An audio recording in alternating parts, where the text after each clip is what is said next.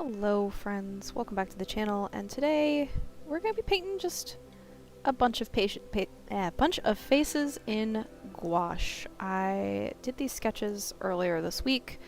I have been trying to work on how I do hair and trying to figure out how does hair basically, and wanted to play around with some materials and ultimately get to the point where I feel a little bit more comfortable doing hair. So I pulled a bunch of reference photos, drew myself a ton of sketches, and now we are going to just paint them. It also is going to be kind of a fun opportunity to play around with skin tones and such. Try to get more varied skin tones. I'm probably not going to do a ton of detail on these just because I'm going to be working super small. Because these are all just kind of just a bunch of little heads and not do anything fancy. But I'm just gonna squeeze out all my paint. I've got the Arteza, I'm not actually sure. I've heard it pronounced like 600 different ways. I'm not actually sure what's right. Gouache. I have a ton of this stuff. I ordered them, I actually ordered them to be calligraphy supplies. And because I had seen a lot of stuff about mixing custom calligraphy ink using gouache and just a little bit of water. And so I had bought the Arteza Gouache because it was affordable and relatively cheap to get for me, and managed to ship it to the wrong address. I had moved and didn't realize that their site I was using, like, their like PayPal, it wasn't PayPal, I think it was Shopify or whatever their site was built on, was saved my old address from some other store I had bought from. And as a result, it had saved my old address, and I didn't notice until after I had checked out and the product had shipped. And they were actually really nice. I emailed them and was like, hey, I sent this to the wrong address. I haven't lived there in like 4 months. Can you help me out a little bit and, you know, see if there's a way for me to, you know, still get the stuff I paid for. And they were really nice and sent me a second set, and then I got an email from the apartment I lived in previously, and they were kind of they were very kind of like, hey, we got something for you. Would you like to come pick it up? So I ended up doing so. So I got 2 sets of Arteza Gouache. So I have a lot of gouache to use up. I don't use gouache a ton. I usually just kind of paint in, use just standard watercolors. But I definitely wanted to play around with them more, especially because while I had bought them for a different reason, seeing a lot of other artists play around with gouache has definitely got me wanting to give it a go. And I do like how you can make it both transparent and a little bit more opaque, so it's been kind of a fun little tool to just get a different kind of sense of technique. I definitely have heard over and over, you know, start with the more transparent layers, and then go from there before you, I think I'm actually going to put a little bit more blue in here, just to kind of add some shadow. So I'm going to try to just keep these really kind of light and simple and nothing too fancy, just so I can focus on painting the hair, but I did want to get some color elsewhere in these. And then again, just like having the chance to play around with different skin tones and stuff like that is kind of nice as well. So I have a ton of different photos. These are all things that I pulled. I just save things as I'm like just browsing Pinterest of like, oh, that was a cute picture, I like that expression, or different things. So I just pulled a bunch of different references of faces and hairstyles that I was like, okay, I don't paint with this a ton, so I'm just gonna try to get a bunch of skin tones down just to get started before I jump into the hair. So yeah, I like that. I think I'm gonna just fade it out a little bit more. The other thing I need to get better about with gouache is, I mean, admittedly, I haven't done a ton with it, is using white, because that's definitely, since I got my start with painting in watercolor, I'm so used to having to preserve the whites of the page, and it's like, okay, if you want something to be lighter, you better just not put down a ton of paint. So switching over to a medium where I have that option to fix that a little bit is kind of nice to have as an option, but it's something I'm just not used to playing with. So I'm gonna just add a touch of Prussian blue and see. That might have been too much. This is the thing about Prussian blue, is it goes hard real quick, and now we've got green, but maybe I can use that as a shadow shade? Just oh no. Oh no. That's not awful. Okay. We're gonna just I'm just gonna make this worse, I think. That's fine. This is what sketchbooks are for. Figuring out what works, what doesn't. Clean off my brush to suck up some of the paint. Yeah, that'll do. Like I said, just keeping the faces super simple. Also, you know, kind of don't want to go too hard with this, but this, I like this. I love the hair on this one a lot. This was a very dramatized illustration, more illustrative reference that I had pulled. So let's see if, let's do some yellow ochre, and let's do this scarlet red instead of the rose. See how that goes. I think I really liked this reference, is it had really super dramatic lighting on it. And it was very tonal, so she kind of like, I definitely just drawn a bunch of heads, and then I was picking out like hairstyles that I wanted to play with. So some of them match what the reference was, some of them do not.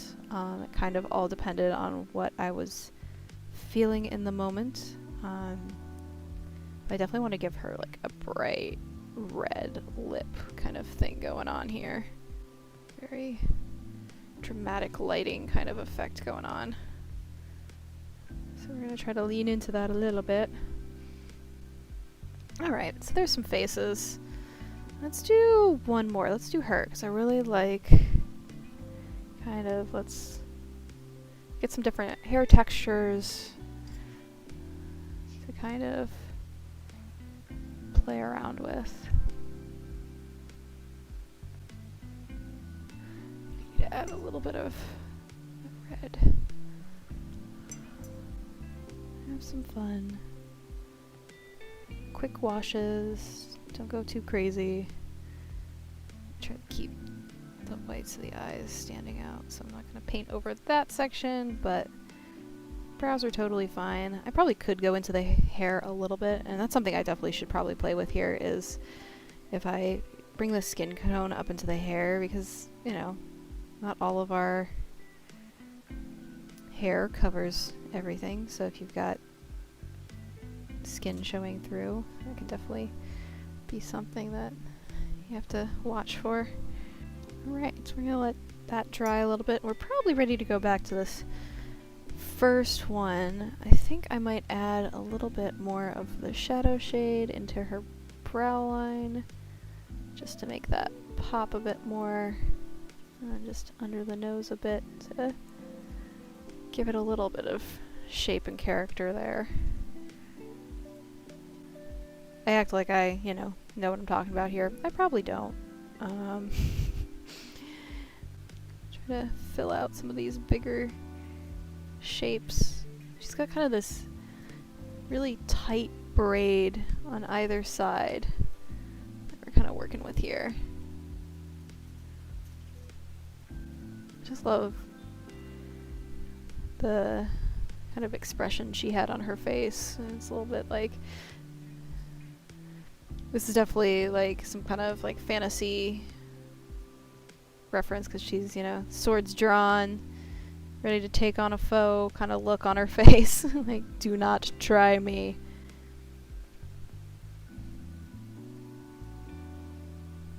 Which I love. So, the interesting thing about this reference is like her other braid is like up on her shoulder a little bit.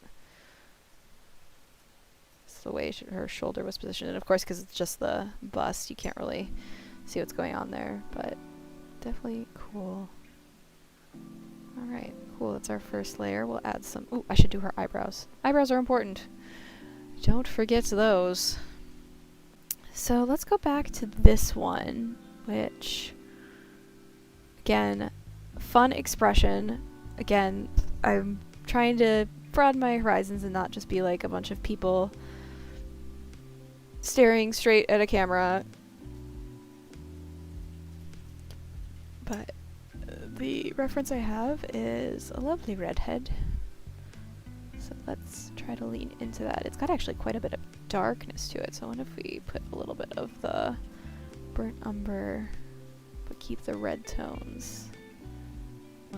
Very strawberry. Let's do our first wash here.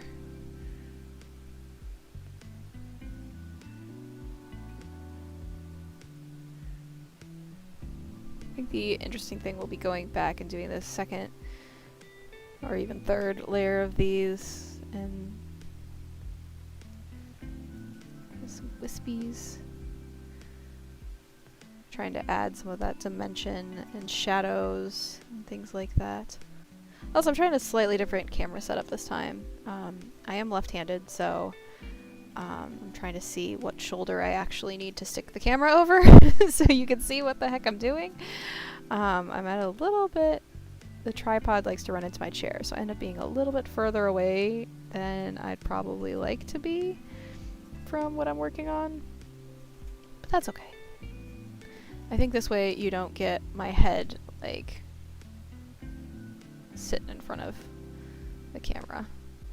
I actually quite like, I mean, like I said, this is the one set of gouache I own. I have never used any other gouache, but from what I can tell, I really like the Arteza gouaches. Like I said, I use them mostly as calligraphy ink. You just water it down to the right consistency, and you can... I'm going to actually grab a slightly smaller brush here. And then you can, like, custom mix your own ink colors, which is really kind of nice. I love the little sassiness she's got going on here. Like, just try me. Just try me. This is the thing, is like, I'm so used to working super transparent that the fact that I am basically just treating the gouache like watercolors, like, a whole thing here. I'm probably not actually learning anything from this, but that's okay. We're not focusing on that today. Alright, let's go back to Dramatic Hair Lady. Maybe let's do like a violet? I don't know. How's that? For a purple? Ooh. Yeah, let's give her purple hair, why not?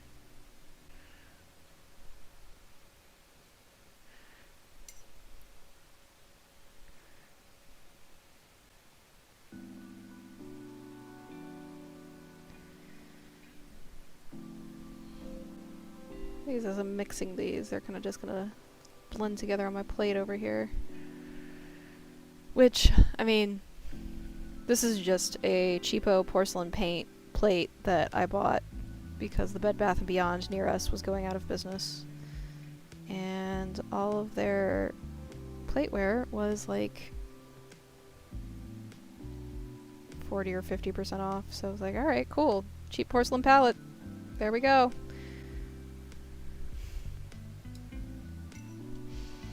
Easy peasy lemon squeezy. Should I do the same color for her lips? Just embrace the violet. Oh, I like that. The original. She's wearing like this big fur stole thing, so we're just gonna show that off below here. Alright.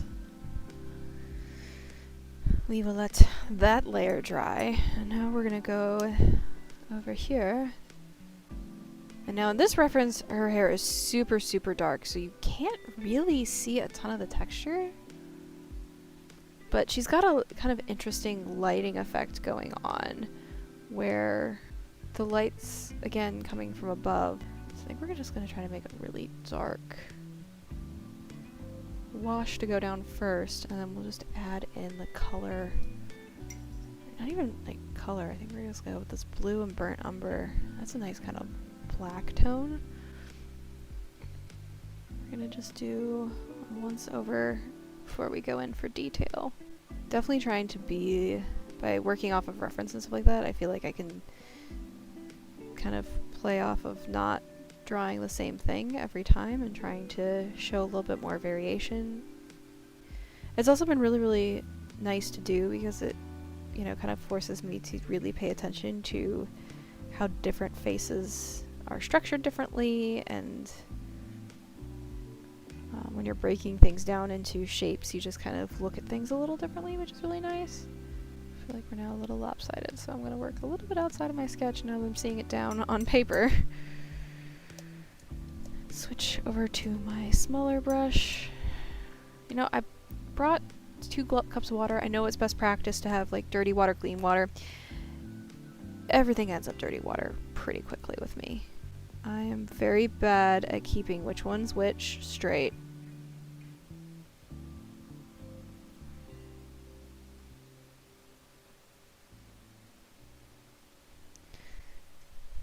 And then I sit there and go, why is my water so dirty? It's like, well, you done screwed up.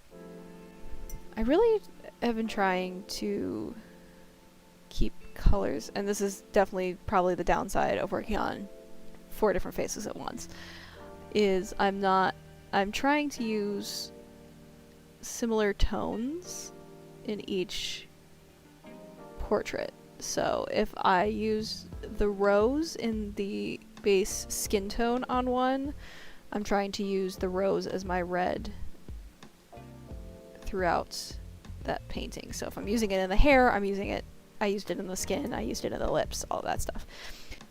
But I think we're doing okay. We're doing okay. Let's go back to her. We're gonna need, I think this was yellow ochre and a little bit of the burnt umber.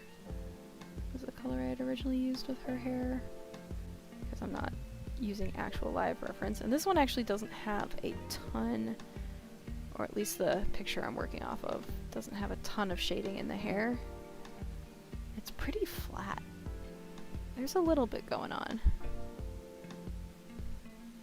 One emergency camera battery charge later, and now I have to like re-wet all my paints and get back into the swing of things.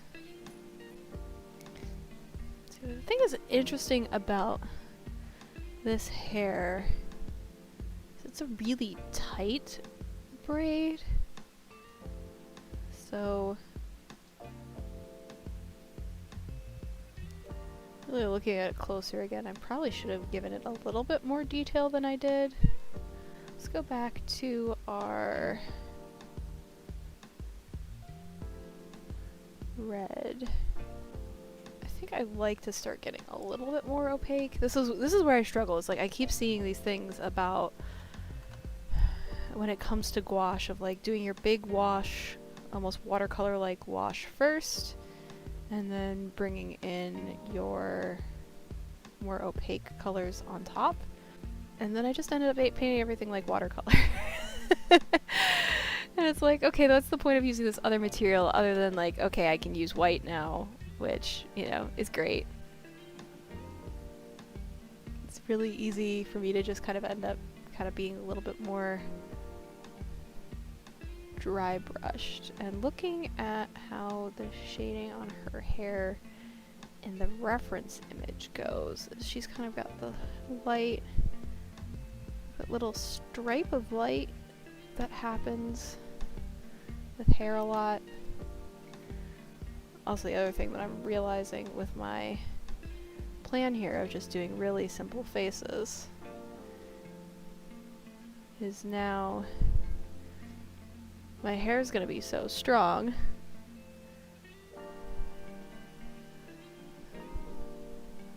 and the faces are going to look real washed out. The focus here is on the hair. That was what I wanted to practice, so that's what we're going to focus on. I'm still working with this smaller brush, so I'm going to a little bit to her brows.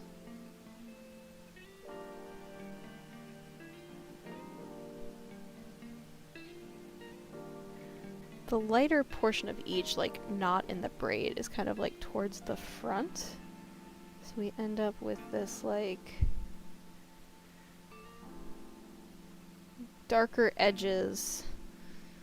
It's not a knot. And I don't know if this is the thing, is I'm like studying hairstyles. I have super short hair, so my hair has not been long enough to throw back in a ponytail since probably 2014. So me trying to be like, oh yeah, this is how hair works. It's like, yeah, I'm really lazy with my hair. It's part of the reason why I cut it all off, so I didn't have to deal with it anymore. Yeah, now the faces look real washed out, and part of it is I just don't have a ton of detail in them. I left them as really kind of just like chill washes. At this point, I'm just kind of like blending a bunch of stuff together on my palette and seeing what happens. I don't know what's what anymore. This is what happens when your camera battery dies and then you have to sit there and go like, alright, what was I doing again? Painting. What are we doing there? Alright, let's go back to our purple-haired lady. See if I can get that up and going again. I love kind of how that ended up granulating a little bit. Kind of. I don't even know if that's... I don't think this paint really granulates. Kind of got some dramatic lighting kind of coming from here. So we kind of have the shadow coming under her hair there. And this whole chunk is gonna be a bunch of shadow. This is a fun color. I should do more fun color hair more often. I've been so focused on, and I think that's kind of where I'd like to start pushing my art, is I'm still very much in the stage of, and I mean, it's definitely good practice to always be using references. Like, you can't draw what you don't understand, especially if you're doing stuff from imagination. But at some point, I would really love to be able to just pull crazy colors and manipulate color a little bit more and do some like more color theory, color studies kind of stuff. So I can kind of play around with that. I think it's because this was done in such a, this is more illustrative style, you don't get like the strands of hair. So it's really just kind of more trying to suggest where her hair's going, what things are supposed to be doing here. I mean, the reference is monochrome all in reds, and I went purple. Just fine. Do what you do. Purple's fun. I actually really like how the shade I got here, and I think it adds a little something. I think because I keep mixing these colors, I'm getting a bunch of different tones and stuff going on. I'm using just the same two colors for the most part. I think we had given a little more red. Give her lips another layer. She kind of had this deep shade underneath. Oh, that's fun. That's fun. What color did I even do for this black?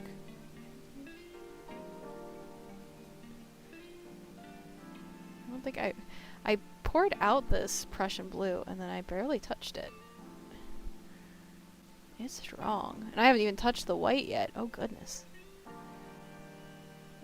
Here's my reference. So she's got all the shadows and shading kind of up towards the front of her face. And that is a giant glob of paint. That's fine. I'm just kind of making little squiggles because that's kind of what I'm seeing. Is there's definitely like points as you get further out from her face that have some shadows to them, but most of it is focused right around her brow and her forehead. So I'm definitely just trying to focus the deepest stuff, and then a little bit off to the side here. So it's kind of like this section all will be darker, and then there will be points as I kind of come out where we're gonna let the lighter wash show through. This is what references are good for, because then I can just sit here and go like, okay, where are the dark points? What's lighter? How do we break those into sections and chunks of shapes that I can then build off of? And I think a lot of what I've been trying to train my eye around is looking for shapes and things and reference points. Like, it's like, okay, I think some of the really helpful things for me around drawing faces has been like, okay, the eyebrows are usually, if you're looking straight on at a person, line up with the top of the ears. And then the bottom of the nose is usually right around the bottom of the ears. If someone is not looking straight onto you, those points of reference will shift, but you can kind of use them as kind of your guide for like, okay, what angle is the head at? Because now this no longer matches up. I really need to probably replace this brush because it came with my Cotman set that I bought when I first started using watercolor, and it never has had a tip, like a nice point to it.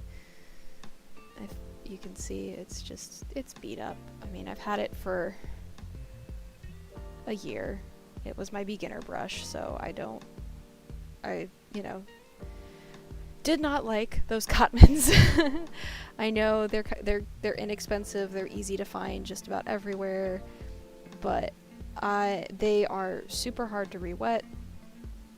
They were not probably super beginner friendly, even though like it's kind of what I feel like so many people start with because it's what you can buy at Michael's for super cheap. They're always like $20.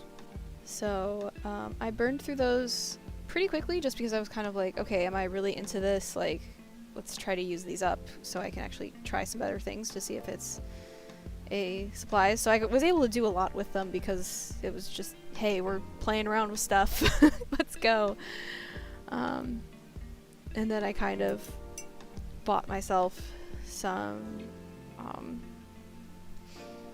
better stuff for the purposes of painting with. Is doing a bunch of portraits in one video too much? I don't know. Let me know if you'd rather see me just focus on one thing versus playing around with a bunch. We'll do some more on her, but I think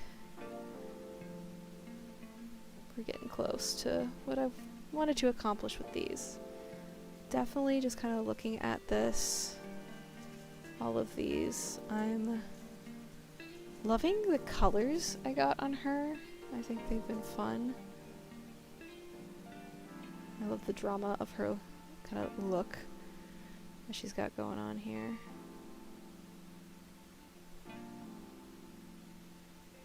Very flowy. I'm actually really happy with the texture I got on her hair. And I might come through these with some inks just to pop some of these features out a little bit more so they don't feel so flat, but I wanted the focus to be on their hair, and that's I think what I did here. Yeah, definitely happy with kind of how messy she ended up feeling. I think that was kind of intentional, and that was kind of the reference I was using. She definitely had some like fun stuff going on with her hair. I really liked my sketch of her, and I'm not quite happy with how it came out, and I think part of that is just I don't want to pour out more paint, but there's some faces. I'll have to do the rest of these another time, but thanks for joining me as we did some painting, played with some gouache. Don't forget to like, subscribe, and I'll catch you next time.